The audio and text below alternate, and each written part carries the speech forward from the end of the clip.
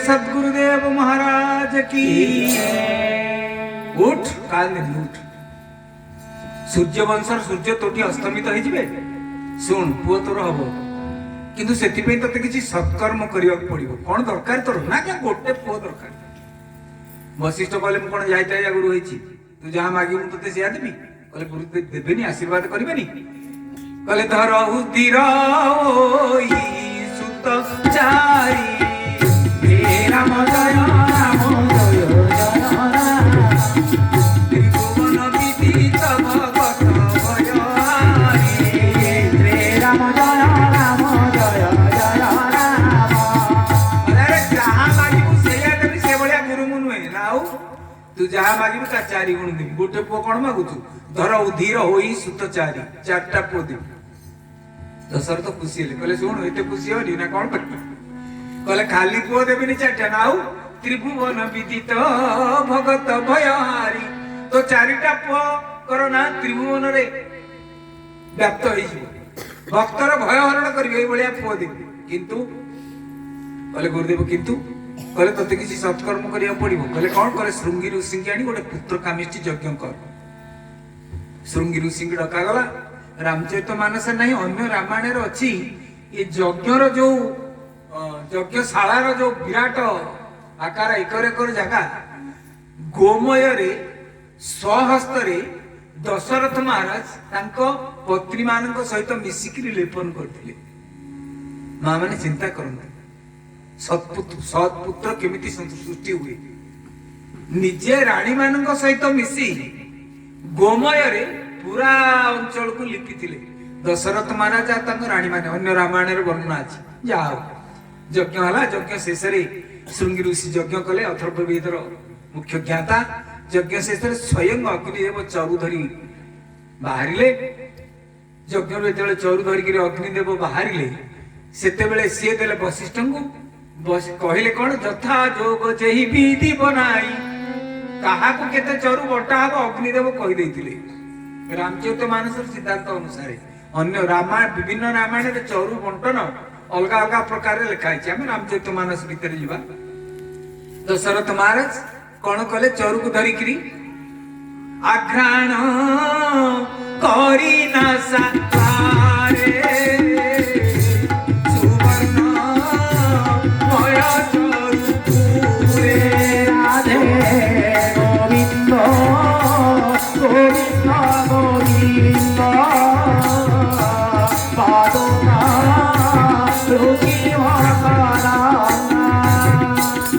आग्रहण करी पत्री मान बंटन कले गुरुदेव हाथ चरु को नहीं देले। प्रथम चरु को दी भाग करदेले। अधा भाग अधे भाग कौशल्य ही दिना अधा कौशल्या को देले। लोक प्रश्न पचारती राजा कौशल्या को कहीं अधा देले। अरे राजा दशरथ केते राणी थिले। विभिन्न रामायण राणी मान अलग अलग ना अच्छी। महारामायण अच्छी 1000 राणी थिले। अवध विलास अच्छी 750 राणी 750 राणी थिले। रामचरित मानस किंतु मुख्यतः कौशल्या कैकेयी सुमित्रा एमान वर्णना अच्छी। जहा अनेक राणी थिले କିନ୍ତୁ ସମସ୍ତେ କଣ କର୍ତ୍ତା ପାଖରେ କର୍ତ୍ତେ ହିଁ ବସିବେ କି? କର୍ତ୍ରୀ ତ ଜଣେ, ସେ ହଉଛନ୍ତି କୌଶଲ୍ୟା। ତେଣୁ ଅଧା ଚରୁର ଅଧିକାରିଣୀ ସିଏ, ଅଧା। ପୁଣି କଣ କଲେ, ଉଭୟ ଭାଗ ଆଧେ କରିଲି ନା। ବାକି ଯୋଉ ଅଧା ଚରୁ ହେଲା ତାକୁ ଦି ଭାଗ କରିଦେଲେ, ମାନେ ଚଉଠେ ଚଉଠେ, ଏକ ଚତୁର୍ଥାଂଶ ଏକ ଚତୁର୍ଥାଂଶ। ଏକ ଚତୁର୍ଥାଂଶ ଦେଇଦେଲେ କୈକେୟୀ। କୈକେୟୀ ଭାରି ଭଲ ପାଆନ୍ତି। ବାକି ରହିଲା ଏକ ଚତୁର୍ଥାଂଶ। ସୁମିତ୍ରାଙ୍କୁ ସେ ପର୍ଯ୍ୟନ୍ତ ଚରୁ ଦେଇନାହାନ୍ତି। ଏଇ ଯୋଉ ଏକ ଚତୁର୍ଥାଂଶ ରହିଲା ରାମଚରିତ ମାନସରେ ଲେଖୁ, ପୁଣି ଉଭୟ ଭାଗ ଆଧେ କରିଲେ ନା। ଏକ ଚତୁର୍ଥାଂଶକୁ ଦି ଭାଗ କରିଦେଲେ, ମାନେ ଏକ ଅଷ୍ଟମାଂଶ ରହିଲା। ଦୁଇଟି ପତ୍ର ପୁଟକରେ ତାକୁ ଧରିଲେ, କୌଶଲ୍ୟାଙ୍କୁ ଗୋଟିଏ ଦେଲେ, କୈକେୟୀଙ୍କୁ ଗୋଟିଏ ଦେଲେ। ସୁମିତ୍ରାଙ୍କ ଆଖିରୁ ଢଳ ଢଳ ଲୁହ ବହୁଛି, କିଛି କହୁନାହାନ୍ତି। ଯେମିତି ଦେଇଛନ୍ତି, କୌଶଲ୍ୟା ତାଙ୍କ ହାତ ଆଗକୁ ବଢେଇ ଦେଲେ, ଆଉ କୈକେୟୀ ତାଙ୍କ ହାତ ବଢେଇ ଦେଲେ। ଯୋଉ ଏକ ଅଷ୍ଟମାଂଶ ପଛରେ ଯୋଉ ଦିଟା ଚରୁ ପତ୍ରକୁ ପୁଟକ ଦେଇଥିଲେ ଦଶରଥ ମହାରାଜ, এই ଦିଟାଙ୍କ ସୁମିତ୍ରାଙ୍କ ହାତକୁ ସେମାନେ ବଢେଇ ଦେଲେ, ଦି ରାଣୀ ଯାକ। କାହିଁକି ଏମିତି ହେଲା ରାମଚରିତ ମାନସରେ ଦେଖନ୍ତୁ। ମା ସୁମିତ୍ରା ମନେ ମନେ ଭାବିଲେ, କହିଲେ ରାଜା ମତେ ତ ଚରୁ ଦେଇନାହାନ୍ତି। କୌଶଲ୍ୟା ଦେଲେ ଗୋଟିଏ ଏକ ଅଷ୍ଟମାଂଶ, କୈକେୟୀ ଦେଲେ ଏକ ଅଷ୍ଟମାଂଶ। କହିଲେ ରାଜା ମତେ ଦେଇନାହାନ୍ତି, ତମେ ଦି ଜଣ ଦେଲ। କୌଶଲ୍ୟା ନାନୀ, ଭଗବାନଙ୍କ ଦୟାରୁ ତମଠୁ ଯୋଉ ଚରୁ ନେଇଛି, ଯଦି ପୁଅ ହବ ତମ ପୁଅର ସେବକ ହେଇକିରି ଜୀବନ ଯାକ ରହିବ। କୈକେୟୀ କହିଲେ, କୈକେୟୀ ତୁ ମୋଠୁ ବୟସରେ ସାନ, କିନ୍ତୁ ରାଜା ତତେ ଯୋଉ ଏକ ଅଷ୍ଟମାଂଶ ଚରୁ ପଛରେ ଦେଇଦେଲେ ତାକୁ ତୁ ମତେ ଦେଲୁ। ଯଦି ଭଗବାନଙ୍କ କୃପାରୁ ଆଉ ଗୋଟେ ପୁଅ ହୁଏ, ତୋ ପୁଅର ଅନୁଗାମୀ ହେଇକିରି ସେ ରହିବ। ବୋଲେ ଭକ୍ତ ବତ୍ସଳ ଭଗବାନ କି। କାହିଁକି ଏମିତି ଦେଖନ୍ତୁ, ଏଇଟା ରାଜା କରିବା ଫଳରେ ସୌତୁଣୀ ମାନଙ୍କ ଭିତରେ କେତେ ସଦ୍ଭାବନା ପ୍ରତିଷ୍ଠିତ ହେଲା। ସଦ୍ଭାବ କେମିତି ରହିଲା?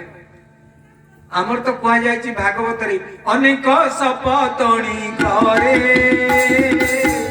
ଗୃହସ୍ଥର ନିରନ୍ତରେ ଗୋବିନ୍ଦା ଗୋବିନ୍ଦା ଗୋବିନ୍ଦ ପରମାଳୁଛି ସେଟା ସୁଖ ମନାସନ୍ତି, ସ୍ୱାମୀର ଜୀବନ ନାସନ୍ତି। ଗୋବିନ୍ଦା ଗୋବିନ୍ଦା ଗୋବିନ୍ଦ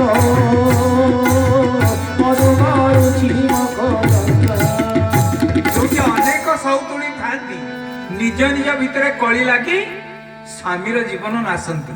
ଆମ ଓଡିଆରେ ଗୋଟେ ପ୍ରୋଭାର୍ବ ନାହିଁ, କଣ ଅଛି? ସୌତୁଣୀ ରାଣ୍ଡ ହଉ, ସ୍ୱାମୀ ପଛେ ମରୁ, ସୌତୁଣୀଟାକୁ ରାଣ୍ଡ କରିଦେ। ହେଲେ ତୁ ବି ତା ଭିତରେ ବିଧବା ହେଇଯିବୁ, ଏ କଥା କେହି ବୁଝୁନୁ। କିନ୍ତୁ ଏଇ ରାମଚରିତ ମାନସରେ ସମସ୍ତଙ୍କ ଭିତରେ, ସୌତୁଣୀ ମାନଙ୍କ ଭିତରେ କେମିତି ଭଲ ସମ୍ପର୍କ ରହିବ, ଏଇ ଯୋଗୁ ଚରୁ ବଣ୍ଟନର ପଦ୍ଧତି ହେଇଛି। ଆଚ୍ଛା, ଚରୁକୁ ଗ୍ରହଣ କଲା ପରେ ଚାରୁ ଚରୁ ସ୍ୱରୂପ ହୋଇଲେ ଶ୍ରୀରାମ ଜୟ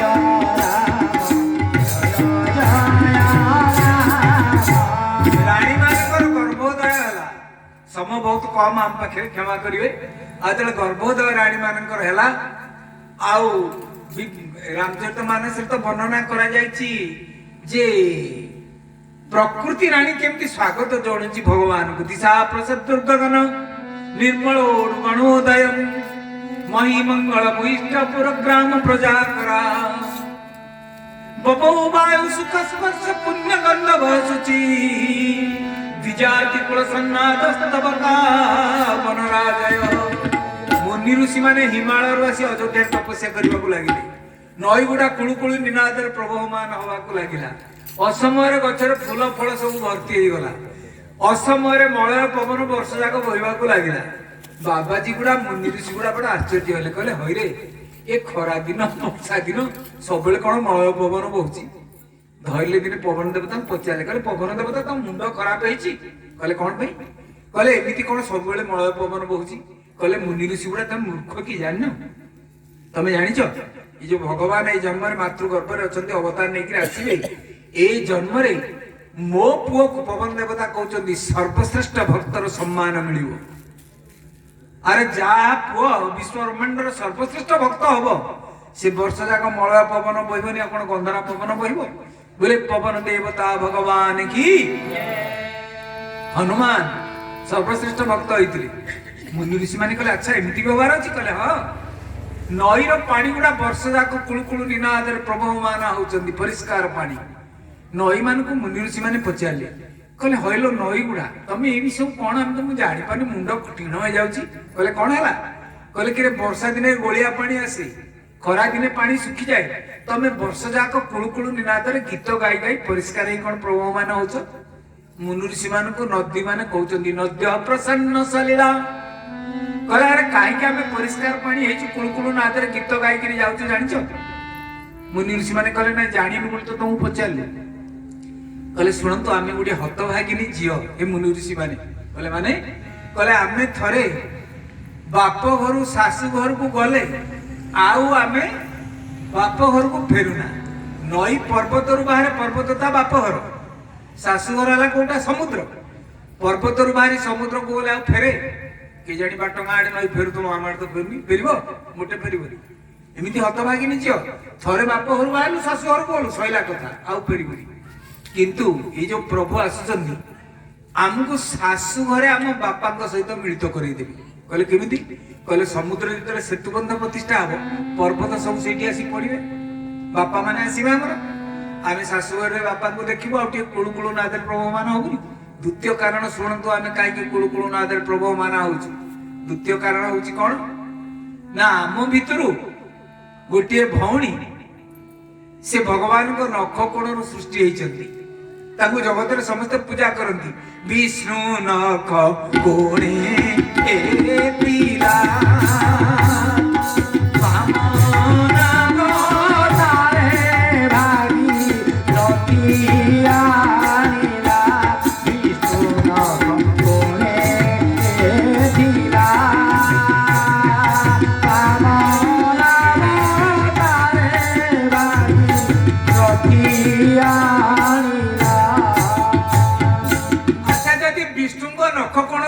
ସୃଷ୍ଟି ହେଲେ, ଗଙ୍ଗା ହେଲେ ଭଗବାନ ବିଷ୍ଣୁଙ୍କ ଝିଅ। ବିଷ୍ଣୁ ବର୍ତ୍ତମାନ ରାମ ହେଇକି ଆଉଛନ୍ତି, ନଈ ମାନେ କଣ ହେବେ? ଭଗବାନଙ୍କ ନଈ ମାନେ କଣ ହେବେ? ଝିଅ। କହିଲେ ଆମ ବାପା ଜନ୍ମ ହେବେ, ଆମେ ଟିକେ କୁଳୁକୁଳୁ ନିନାଦରେ ବହିବୁନି? ଆଉ ଜଣେ ନଈ କହିଲା ନାଇଁ ମୋ ବାପା ସମ୍ପର୍କ ଆମର ନାହିଁ ଭଗବାନଙ୍କ ସହିତ। କହିଲେ ଆଉ? କହିଲେ ସେ ଆମ ଭିଣେଇ ହେବେ, ଆମେ ତାଙ୍କ ଶାଳୀ। ନଈ ମାନେ ହଉଛନ୍ତି ଭଗବାନଙ୍କର ଶାଳୀ। କହିଲେ କେମିତି? କହିଲେ ଆମର ଗୋଟେ ଭଉଣୀ କୃଷ୍ଣାବତାରରେ ଭଗବାନଙ୍କୁ ବାହା ହବ, କାଳିନ୍ଦୀ। ଯୋଉ ଅଷ୍ଟ ପାଟ ବଂଶୀ ଥିଲେ, ପାଟ ବଂଶୀ ତ ନୁହନ୍ତି, ପାଟ ମହିଷୀ, ପାଟ ରାଣୀ 8 ଜଣ ଥିଲେ। ତାଙ୍କ ଭିତରେ ଜଣେ ଥିଲେ କାଳିନ୍ଦୀ, ଏ ଯମୁନା ନଈ, ଇଏ ଭଗବାନଙ୍କର ଜଣେ ରାଣୀ ଥିଲେ। କହିଲେ ଆମର ଜଣେ ଭଉଣୀ ଭଗବାନଙ୍କୁ ବାହା ହେଲା ମାନେ ଭଗବାନ ଆମର କଣ ହେଲେ? ଭିଣେଇ। ଆମେ ହେଲୁ ଶାଳୀ। ଭିଣେଇ ଜନ୍ମ ହଉଛନ୍ତି, ଶାଳୀ ହେଲେ ଆମେ ଟିକେ କୁଳୁକୁଳୁ ନାଦରେ ପ୍ରବହମାନ ହବନି? ବୋଲେ ଆନନ୍ଦ କନ୍ଦ ଭଗବାନ କି। ଆଉ ଗର୍ଭୋଦୟ ମା କୈକେୟୀଙ୍କର, କୌଶଲ୍ୟାଙ୍କର, ସୁମିତ୍ରାଙ୍କର ହେଲା। ସେତେବେଳେ ଚୈତ୍ର ମାସ ଶୁକ୍ଳ ପକ୍ଷ ନବମୀ ତିଥି, ନବମୀ ତିଥି ମଧୁ ମାସ ପୂର୍ଣ୍ଣିମା। ରାମ ଜୟ ରାମ ଜୟ ଜୟ ରାମ, ଶୁକ୍ଳ ପକ୍ଷ ବିଚିତ୍ର ହରିପ୍ରୀତା। ରାମ ଜୟ ରାମ ଜୟ ଜୟ ରାମ, ମధ్ୟ ଦିବସ ଶୀତନ ଧାମା। ରାମ ଜୟ ରାମ ଜୟ ଜୟ ରାମ, ଅଖିଳ ଲୋକ ଦାୟକ ବିଶ୍ରାମା। ରାମ ଜୟ ରାମ ଜୟ ଜୟ ରାମ। ବୋଲେ ରାମଚନ୍ଦ୍ର ଭଗବାନ की, श्री श्री भरत लाल की, श्री लक्ष्मण लाल की, श्री शत्रुघ्न लाल की। बोले बाल राम भगवान की।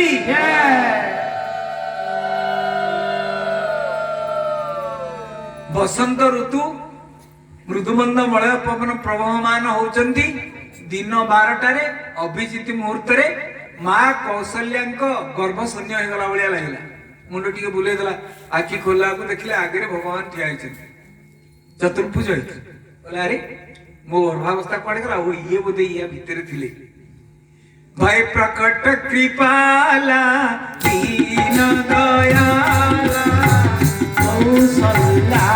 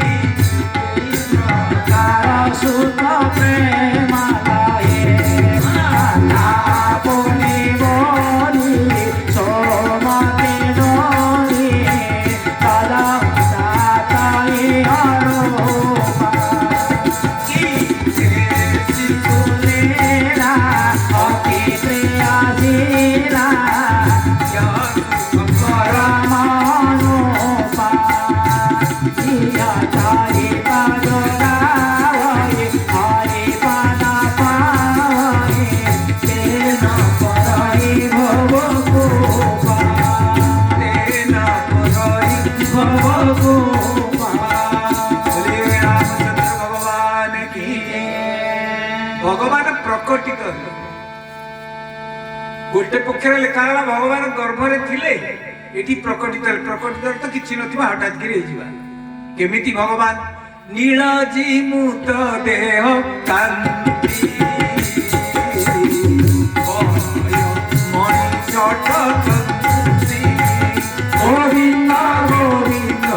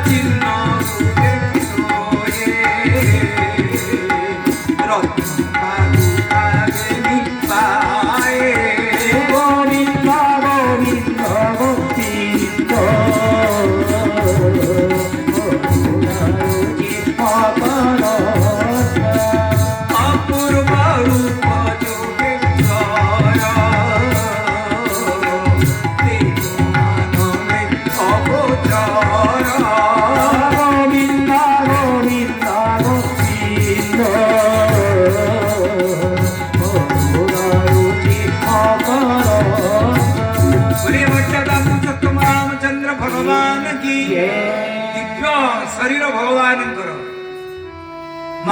माँ कौशल्या हाथ जोड़ी गला कहले प्रभु मु किमिति स्तुति करी मु स्त्री लोक टे मु आपन को जानि पान किमिति स्तुति करी भगवान कहले माँ मु पुरा तो पुओ तू स्तुति मते कोन करी मु पुरा तोडू जन्म होईची कहले नाय नाय भगवान माने मिछ कहंदी ए कथा आज प्रथम थर जानि कहले मिछ कहनी सत कथा कहूची कहले प्रभु एई भलिया 6 फुट 6 इंच लंबार पुओटे मोर जन्म होईची बोली काहा को कहबी किए विश्वास करिवो ए कथा भगवान कहले मु लीला करबा पे रूप नै कहले लीला पीला दरकार नै पुओ हबो तो क्षत्राणी स्तन्यपान कर छुआ हो जा छोट पिला हो बाल लीला कर स्नेह पाइब ना कि पाइब भगवान कहले कहले माँ तू जाणीनु मु कहीं चतुर्भुज ठिया जाचु कहीं नील जीवु तो देह कांति बलयमणि झटकंती जाचु जे थरे दी हाथ जोड़ी जय श्रीराम बोली कहब मो चारि हाथ रे शंख चक्र गदा पद्म धारण करके सर्वतो भाव रक्षा करी मु चारि हाथ होइछि कहीं जाचु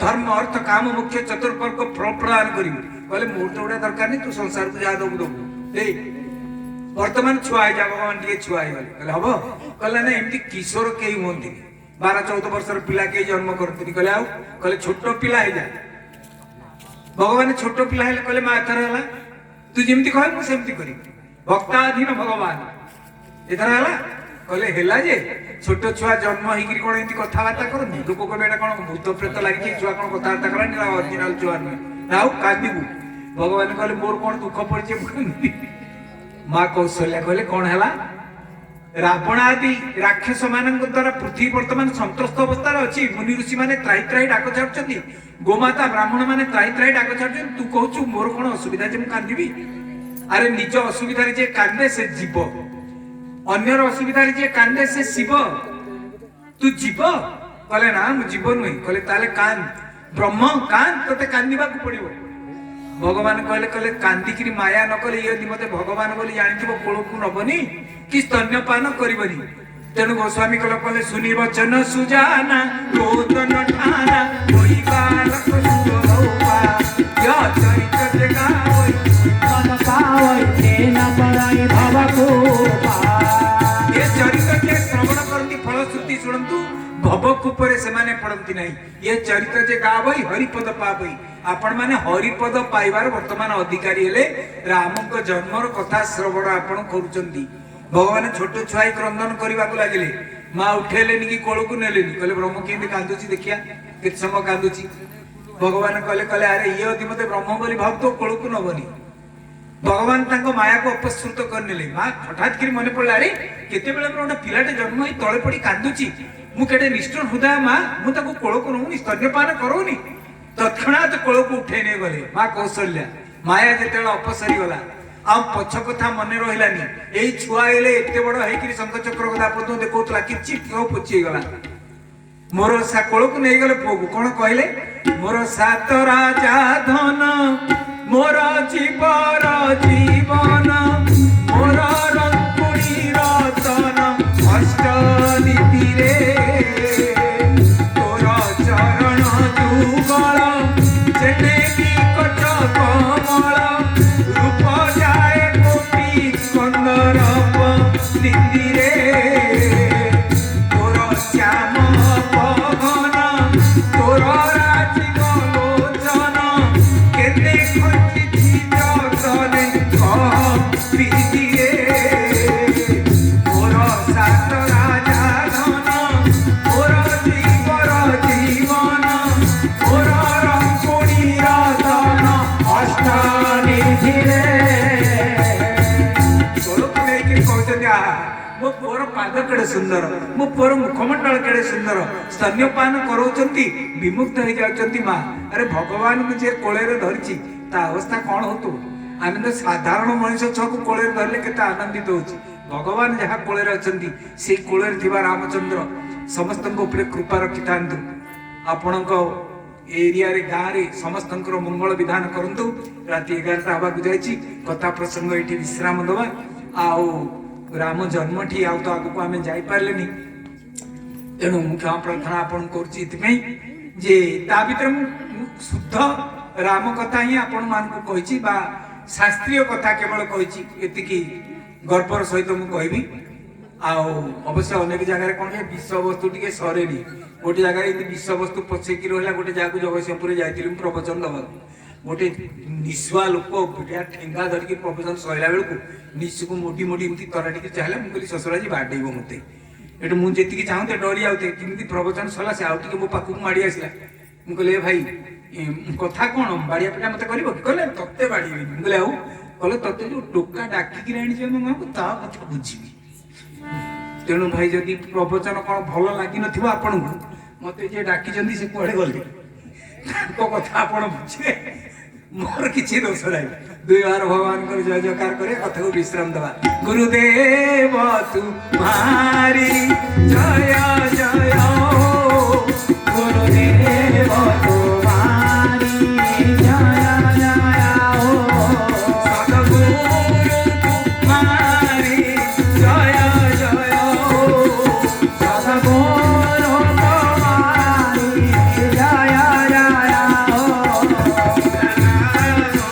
तुम्हारी जय जय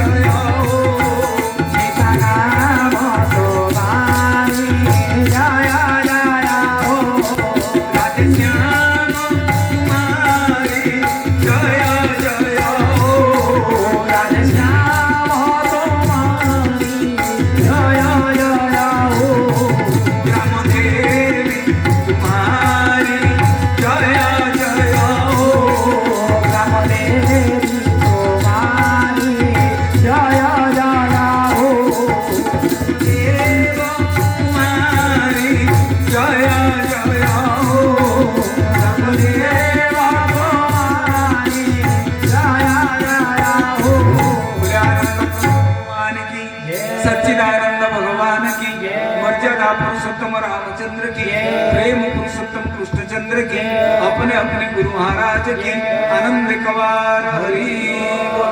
समस्त भक्तंकर मनोविष्ट भगवान पूर्ण करतो आहुरी कवार हरि धरायन राजतम धर्म विजयतम मनुष्यता भवन्तु कर्म जोगिनो ज्ञानमुत्तेजतं नरा। जय श्री राम।